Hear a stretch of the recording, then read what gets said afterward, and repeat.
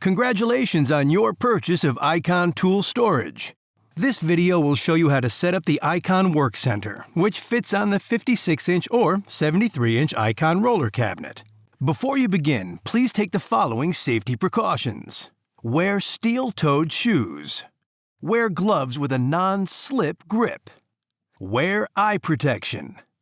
We recommend at least 2 people to safely unbox and assemble the Work Center. Remove the owner's manual from inside the Work Center and follow the additional safety precautions listed on page 1. You will need the following tools to properly set up your Icon Work Center.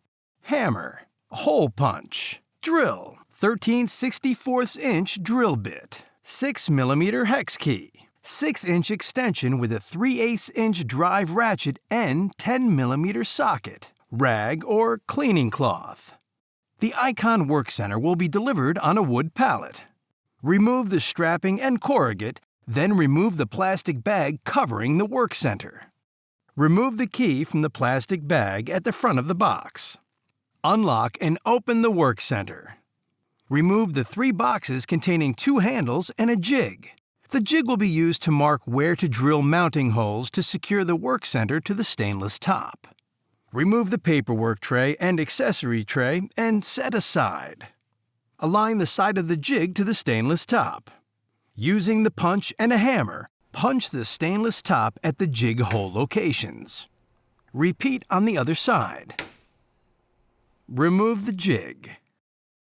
Using a 13/64" drill bit, drill holes through all the punched locations 1 inch deep.